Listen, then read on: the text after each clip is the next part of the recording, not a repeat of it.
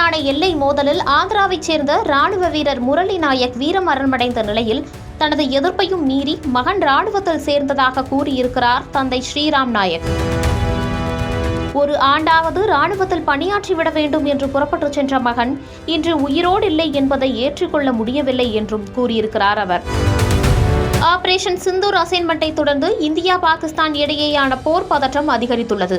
கடந்த 3 நாட்களாக இந்தியாவை தாக்க பாகிஸ்தான் மேற்கொண்ட அனைத்து முயற்சிகளும் இந்திய ராணுவத்தால் முறியடிக்கப்பட்டன.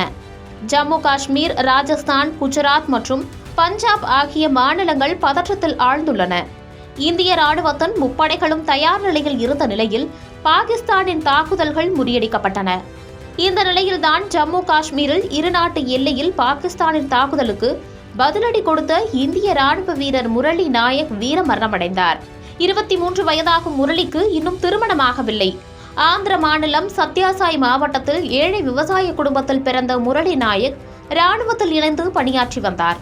பாகிஸ்தான் ராணுவத்தை எதிர்த்து போரிட்ட போது அவரது உயிர் பிரிந்த நிலையில் ஒட்டுமொத்த குடும்பமும் சோகத்தில் ஆழ்ந்துள்ளது.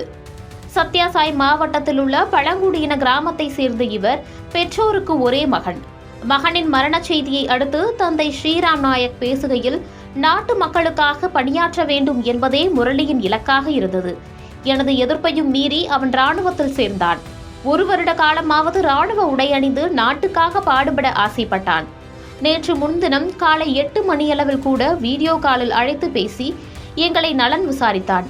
அடுத்த நாளே அவன் மரணித்து விட்டான் என்ற செய்தி நெஞ்சை பதற வைக்கிறது என்று கண்ணீரோடு தெரிவித்துள்ளார். மத்திய அரசின் அக்னிவீர் திட்டத்தின் மூலம் கடந்த 2022ஆம் ஆண்டு டிசம்பரில் ராணுவத்தில் இணைந்த முரளி நாயக் நாசிக்கில் பயிற்சி முடித்து பணியில் சேர்ந்திருக்கிறார்.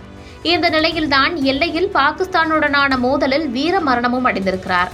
இளம் வயதிலேயே ராணுவத்தில் இணைந்து நாட்டு மக்களுக்காக வீர மரணமடைந்த வீரர் முரளி நாயக்கிற்கு பலரும் புகழஞ்சலி செலுத்தி வருகின்றனர். ஆபரேஷன் சிந்தூர் நடவடிக்கையை தொடர்ந்து இரு நாடுகளுக்கும் இடையே போர் மேகங்கள் சூழ்ந்துள்ள நிலையில் பாகிஸ்தானின் தாக்குதலுக்கு தக்க பதிலடி கொடுத்து வருகிறது இந்திய ராணுவம்.